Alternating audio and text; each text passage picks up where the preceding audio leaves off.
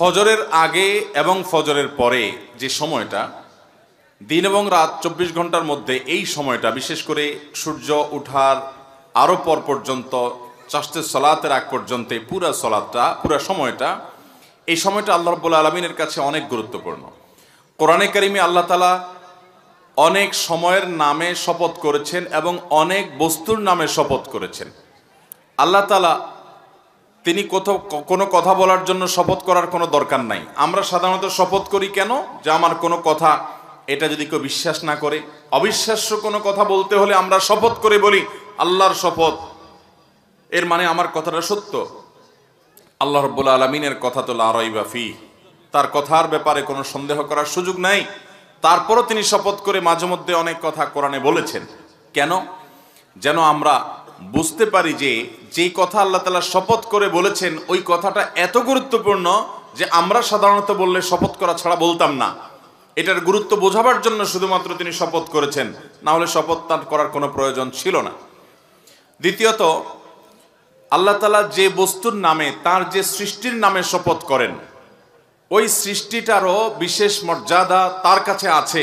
এটি প্রমাণিত হয় ওই বস্তুর নামে শপথ করার মাধ্যমে। কারণ আল্লাহ তাআলা ওই বস্তুর নামে শপথ করা মানে হলো সেই বস্তুর বড়ত্ব আল্লাহ রাব্বুল আলামিন প্রমাণ করতে চাইছেন যে ওটা বিশেষ গুরুত্ব আছে, এজন্য তার নাম ধরে আল্লাহ তাআলা শপথ করছেন। কিন্তু আল্লাহ ছাড়া আর কারোর জন্য, অর্থাৎ আমাদের জন্য শপথ করতে হলে আল্লাহ ছাড়া আর কারোর নামে, কোনো ব্যক্তি বা কোনো বস্তুর নামে শপথ করা জায়েজ নাই। নবী করিম সাল্লাল্লাহু আলাইহি ওয়াসাল্লাম বলেছেন, মান আরাদা আন ইয়াহলিফা ফালইয়াহলিফ বিল্লাহি আও লিয়াসমুত। যে ব্যক্তি শপথ করতে চায়, যে ব্যক্তি কসম কাটতে চায়, সে আল্লাহর নামে কসম করবে, আর না হলে চুপ থাকবে। আল্লাহ ছাড়া কারোর অন্য কিছুর নামে শপথ করবে। আমাদের দেশে তো অনেক আইটেমের শপথ আছে। যারা গাড়ি চালায় তারা স্টিয়ারিং হুইল ছুঁয়ে শপথ করে, আছে না নাই? স্টিয়ারিং হুইল ছুঁয়ে শপথ করে না? আবার যারা দোকানদার, অনেক দোকানদার আছে ক্যাশ বাক্স ছুঁয়ে শপথ করে, আছে কি না? অনেকে আছে নিজের সন্তানের মাথা ছুঁয়ে শপথ করে, আছে না নাই?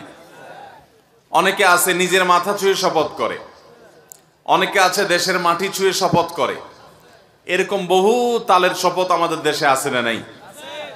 অথচ এগুলোর কোনোটাই কোরআন এবং হাদিসের আলোকে বিশুদ্ধ কোনো শপথ নয়, এগুলো নিষিদ্ধ। শপথ শুধুমাত্র হবে কার নামে? আল্লাহর নামে। আল্লাহ রাব্বুল আলামিন তার বিভিন্ন সৃষ্টির নামে শপথ করেছেন, সেটি একমাত্র আল্লাহর জন্য, আল্লাহর বিষয়। কিন্তু আল্লাহ নিজেই বিধান দিয়েছেন আমাদেরকে তার নবীর মাধ্যমে যে আল্লাহ ছাড়া কারোর নামে আমরা শপথ করব। আল্লাহ রাব্বুল আলামিন কোরআনে কারীমের বেশ কয়েকটি জায়গায় সকালের সময়টার নামে শপথ করেছেন, অনেক জায়গায়। আপনি অবাক হবেন, কোরআনে কারীমের এক দুই জায়গা নয়, বেশ অনেকগুলো জায়গায় আল্লাহ রাব্বুল আলামিন এই একটি সৃষ্টির নামে শপথ করেছেন। অন্য কোনো বিষয় এরকম সচরাচর পাওয়া যায় না যে গোটা কোরআন জুড়ে আল্লাহ রাব্বুল আলামিন এই একটি বিষয়ের নামে অনেক জায়গায় শপথ করেছেন, এরকমটি পাওয়া যায় না। কিন্তু সকালবেলার যে সময়টা, ভোরবেলার যে সময়টা, এই সকালের সময়টা, এটা এত গুরুত্বপূর্ণ আল্লাহর কাছে যে আল্লাহ তাআলা কোরআনে কারীমে বিভিন্ন জায়গায়, বিভিন্নভাবে, বিভিন্নবার এই টাইমটার নাম ধরে শপথ করেছেন। তার মানে এই টাইমটার বিশেষ গুরুত্ব আল্লাহ তাআলার কাছে আছে।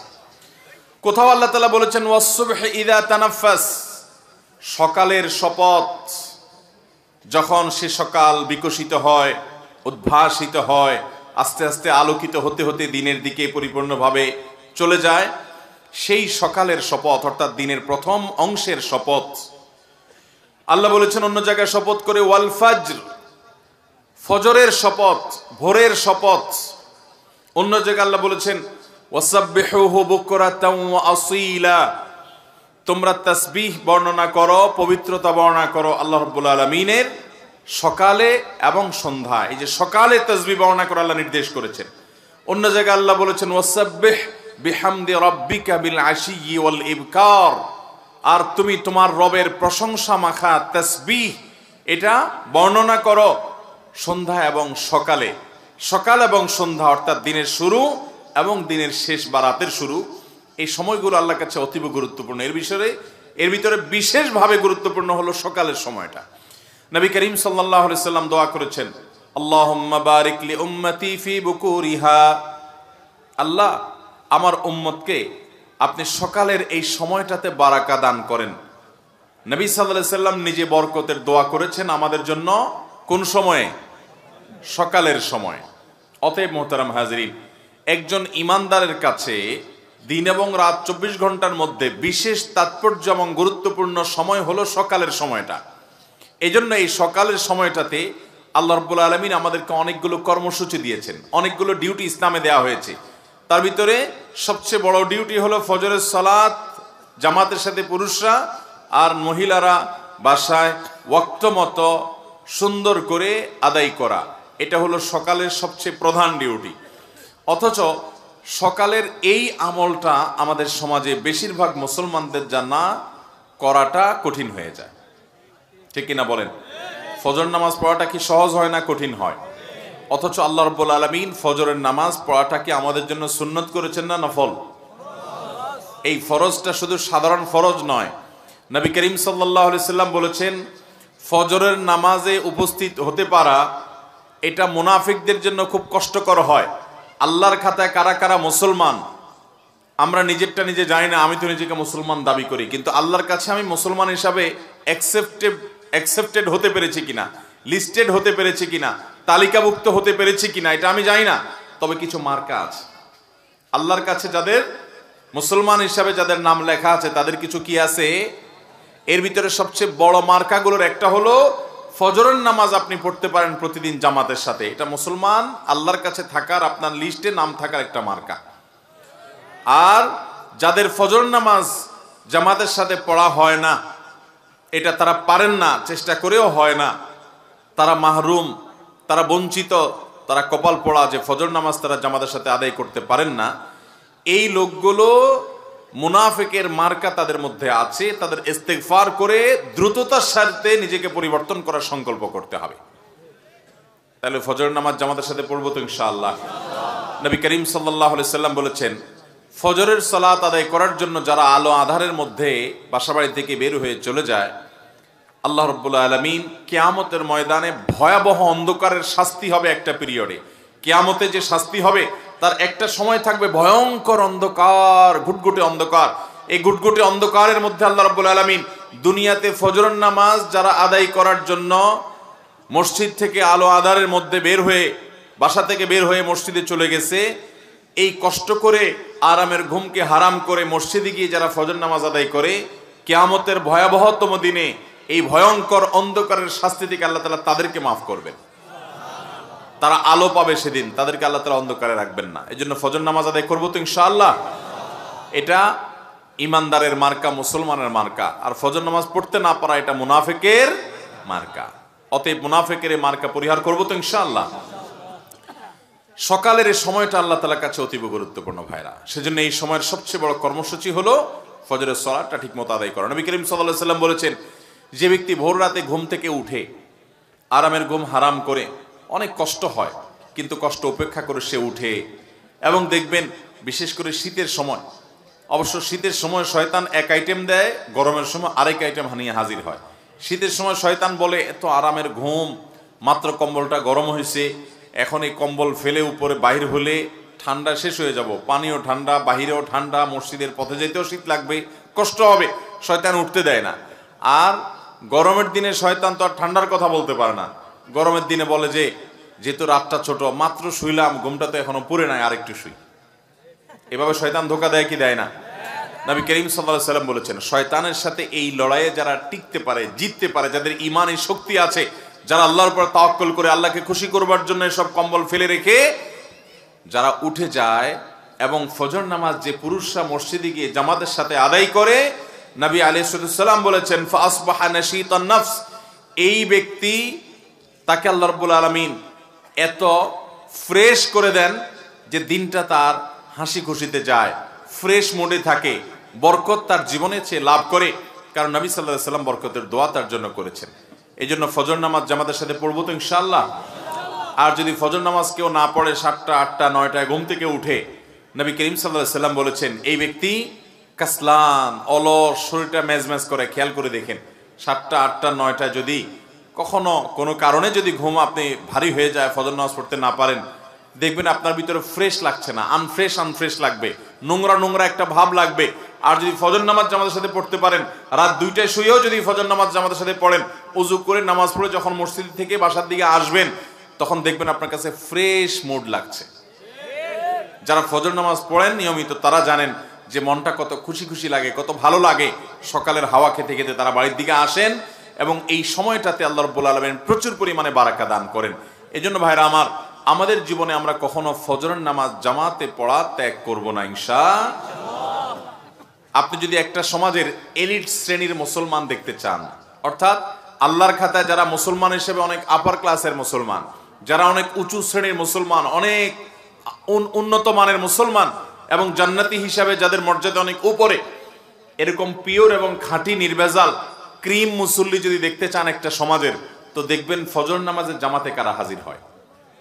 অন্য অনেক নামাজ অনেকে পড়তে পারে, কিন্তু ফজর নামাজ সবার পড়া নসিবে। অতএব আমরা ফজর নামাজ জামাতের সাথে পড়বো তো ইনশাআল্লাহ। ফজর নামাজ জামাতের সাথে পড়ার জন্য আপনাকে একটা কাজ অবশ্যই করতে হবে, সেটা হলো রাতে তাড়াতাড়ি ঘুমাইতে হবে। অতএব মোবাইলের টিপাটিপি এটা নিয়ন্ত্রণ করে ফেলতে হবে। এশার নামাজের পরে আর কোনো মোবাইল টিপাটিপি করা যাবে, এটাকে নিয়ন্ত্রণ করে ফেলতে হবে। দরকারি কোনো কাজ থাকলেও খুব দ্রুততার সাথে সেরে শোয়ার পরে আর এই মোবাইলের মুনাজাত দেওয়া যাবে। মোবাইল দিয়ে দুই হাত দিয়ে ধরে ধরে যেভাবে মোবাইল টিপেন, মনে হয় যে মোবাইল দিয়ে মুনাজাত দিচ্ছেন। এই মোবাইলের মুনাজাত যদি আপনি করেন রাত 12টা 1টা 2টা পর্যন্ত শুয়ে শুয়ে, তাহলে ফজর নামাজ পড়াটা সহজ হবে না কঠিন হবে? অতএব ফজর নামাজ আমরা জামাতের সাথে পড়ার নিয়ত করলাম তো ইনশাআল্লাহ। নবী করিম সাল্লাল্লাহু আলাইহি সাল্লাম সকালের এই সময়টাকে এত গুরুত্ব দিতেন যে প্রিয় নবী সাল্লাল্লাহু আলাইহি সাল্লাম ফজরের পরে নিজ জায়গায় বসে জিকির আজকার তাসবিহ তিলাওয়াত করার জন্য উৎসাহ দিতেন। সকাল সন্ধ্যায় অনেকগুলো তাসবিহ আছে, কোরআনেও আল্লাহ তাআলা বলেছেন সকালে তাসবিহ পেশ করার জন্য, জিকির করার জন্য, আল্লাহ স্মরণ করার জন্য। এই জন্য আমরা এই আমলটা করব। বিশেষ করে ফজর নামাজের পরে কেউ যদি জায়নামাজে বসে থাকে এবং এশাকের সময় হওয়া পর্যন্ত, সূর্য ওঠার 15-20 মিনিট পর পর্যন্ত বসে বসে জিকির আজকার তাসবিহ তেলাওয়াত করে এবং 2 রাকাত এশাকের নামাজ এরপরে যদি সে আদায় করে, আল্লাহ রাব্বুল আলামিন তাকে একটা পূর্ণাঙ্গ হজের সওয়াব দান করে। এবং আল্লাহ রাব্বুল আলামিনের এই বিশাল বড় নিয়ামত এবং পুরস্কার লাভের জন্য নবী করিম সাল্লাল্লাহু আলাইহি সাল্লাম এবং সাহাবায়ে কেরাম ফজরের পরে বসে জিকির আজকার করতেন। এরপরে নবী করিম সাল্লাল্লাহু আলাইহি সাল্লাম সাধারণত অন্যান্য অনেক কাজ সাহাবীদেরকে নিয়ে বিভিন্ন কথা, দরকারি প্রয়োজনীয় কথা বলতেন, অন্যান্য আমল করতেন, সালাতুদ দুহা আদায় করতেন, কিন্তু ঘুমাতেন না। কিন্তু আমাদের সমাজে আজ বেশিরভাগ মানুষ, শহরে তো বটেই, গ্রামেও আজকাল এই বদভ্যাস হয়ে গেছে যে ফজরের পরে না ঘুমাইলে হয় না। ঠিক কিনা বলেন? অনেক মানুষ আছে যে ফজরের পরে না ঘুমাইলে তার হয় না। সে রাতে না ঘুমাই থাকতে পারে, মাগার ফজরের পরে তাকে ঘুমাইতে। ভাইরা আমার, যে সময়ে আপনার জীবনে বরকতের দোয়া নবী করিম সাল্লাল্লাহু আলাইহি সাল্লাম করেছেন, ওই সময়টাকে কাজে লাগাতে হবে। আপনি একজন কর্মজীবী, ফজর নামাজ পড়ে দোয়া জিকির আজকার তেলাওয়াত ইশরাক পড়ে আপনি দ্রুত কাজে নেমে যান। আপনি একজন কৃষক, আপনি মাঠে নেমে যান। আপনি যেই কোনো পেশার মানুষ হন, এমনকি স্টুডেন্ট যারা আছেন, আমাদের দেশে ছাত্র ভাইদেরকে দেখা যায় তারা রাত 12টা 1টা 2টা পর্যন্ত জেগে জেগে পড়ে, চোখ লাল করে ফেলে, এরপরে যে ঘুম দেয়, এক ঘুমে সকাল 8টা 9টা বাজে উঠে।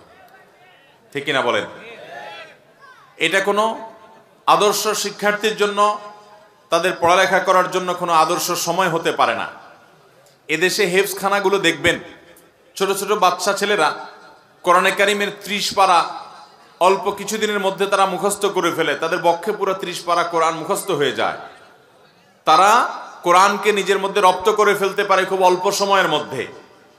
তাদের এই কোরআনকে দ্রুততম সময়ে মুখস্থ করে ফেলার পেছনে একটা অন্যতম বড় কারণ হলো তাদের এই পড়াশোনার টাইমিংটা। বাংলাদেশের সমস্ত হেফজখানা মাদ্রাসাগুলোতে দেখবেন এশারের পরে 1-2 ঘন্টার মধ্যে তারা ঘুমিয়ে পড়ে। 9টা 10টার ভিতরে প্রায় শতভাগ হেফজখানার ছাত্ররা শুয়ে পড়ে এবং তারা উঠে যায় ভোরে ফজরের আগে। ফজরের আগে যে উঠে 10টা 11টার আগ পর্যন্ত তারা আর ঘুমায় না। ফজরের আগেও পড়ে, ফজরের পরেও পড়ে। রাতভর যখন 6-7 ঘন্টা ঘুম হয়, তখন এই ঘুম থেকে উঠার পর মাথাটা সম্পূর্ণ, ব্রেইনটা সম্পূর্ণ ফ্রেশ থাকে। তখন যা পড়ে সেটা রপ্ত হয়ে যায়, খুব দ্রুততার সাথে মুখস্থ হয়। অন্য সময় যেটা মুখস্থ করতে 2 ঘন্টা লাগে, সকালবেলা বা ভোরবেলা মুখস্থ করতে সেটা 1 ঘন্টায় যথেষ্ট হয়। অতএব সকালের এই সময়টাকে আমরা কদর করবো তো ইনশাআল্লাহ। এই সময়টাকে কদর করতে হলে রাতে তাড়াতাড়ি ঘুমাইতে হবে। মাহফিলের মৌসুমে একটু কষ্ট হয়, এর বাইরে অন্য সময় আলহামদুলিল্লাহ আমরা আমাদের বাসা বাড়িতে এটা আমল করার চেষ্টা করি যে রাতে দ্রুততার সাথে সময় তাড়াতাড়ি বিছানায় চলে যাওয়া। নবী করিম সাল্লাল্লাহু আলাইহি সাল্লাম সম্পর্কে আম্মা জানা আয়েশা বলেছেন, কানান নবী সাল্লাল্লাহু আলাইহি সাল্লাম ইয়াকরাহুন নাওম ক্বাবলা আল ইশা ওয়াল হাদিস বাদা। নবী সাল্লাল্লাহু আলাইহি সাল্লাম এশার আগে কথাবার্তা বলা, গল্পগুজব করা, এশার আগে ঘুমানো তিনি এটা অপছন্দ করতেন, আর এশার পরে কথাবার্তা বলা, গল্পগুজব করা, আড্ডা মারা অপছন্দ করতেন। অথচ আমাদের আড্ডা 24 ঘন্টার ভিতরে সবচেয়ে জমে বেশি এশার পরে, ঠিক কিনা বলেন? টেলিভিশন চ্যানেলগুলো সবচাইতে আকর্ষণীয় প্রোগ্রামগুলো সব রাখে কখন? কারণ রাতে তাড়াতাড়ি শোয়ার ফজিলতের হাদিস আপনি না জানলে কি হবে, ইবলিস আপনার চাইতে আগে জানে। যেহেতু আপনাকে আমাকে জাহান্নামে নেওয়া ইবলিসের সবচেয়ে বড় এজেন্ডা, এই জন্য আমাদের ক্ষতি করার জন্য হাদিসে যেটাকে যত বেশি গুরুত্ব দিছে, ইবলিস ওইটা আমাদেরকে দিয়ে তত বেশি ভায়োলেশন করায়, লঙ্ঘন করায়। এই জন্য দেখবেন এশার পরে আড্ডা মারতে যে মজাটা হয়, অন্য কোনো টাইমে আড্ডায় এ মজা হয় না। ভাইরা আমার, এই জন্য আমাদেরকে প্রতিজ্ঞা করতে হবে যে আমাদের যত কাজ কাম আছে সব এশারের মধ্যে সারতে হবে, এশারের পর দ্রুততার সাথে শুইতে হবে, তাহলে আর সকালে ঘুমানোর দরকার হবে। সকালের এই সময়টাতে আল্লাহ তাআলা বরকত দান করেন। নবী সাল্লাল্লাহু আলাইহি ওয়াসাল্লাম দোয়া করেছেন, আল্লাহুম্মা বারিক লি উম্মতি ফি বুকুরিহা, আল্লাহ আমার উম্মতকে সকালবেলার সময়টাতে বরকত দিয়েন। যে সময় আল্লাহর নবী বরকতের দোয়া করেছেন, ওই সময় আপনি ব্যবসা করলে ব্যবসায় বরকত হবে, আপনি কৃষি কাজ করলে সেখানে বরকত হবে, আপনি পড়ালেখা করলে সেখানে বরকত হবে, আপনি আমল করলে, জিকির আজকার তেলাওয়াত করলে সেখানে বরকত হবে। আপনি সকালের এই সময়টাতে যাই করবেন সেখানে বরকত হবে, কারণ সেটা বরকতের দোয়া করেছেন কে? নবী করিম সাল্লাল্লাহু আলাইহি। আমাদের অনেকের জীবনে কোনো বারাকা নাই ভাই। জীবনে বারাকা না থাকার অন্যতম একটা কারণ হলো এই সকালের সময়টাকে অলস ঘুমিয়ে কাটানো। বরকতের সময়টাই যদি আমি অলসভাবে ঘুমিয়ে কাটিয়ে দিই, তাহলে সেক্ষেত্রে আমার জীবনে বারাকা কোত্থেকে আসবে? এই জন্য আমাদের লাইফস্টাইলটা চেঞ্জ করতে হবে। হ্যাঁ, কারো রাতে ডিউটি আছে, তিনি রাতভর ডিউটি করেন বাধ্য হয়ে, তাহলে সেক্ষেত্রে দিনের বেলা তাকে ঘুমোতে হয়, এটা ভিন্ন কথা।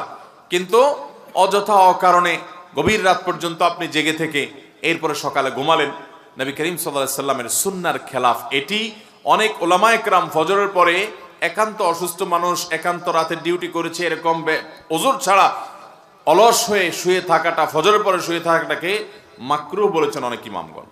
অতএব এই সময়টার কদর করবো তো আমরা ইনশাআল্লাহ।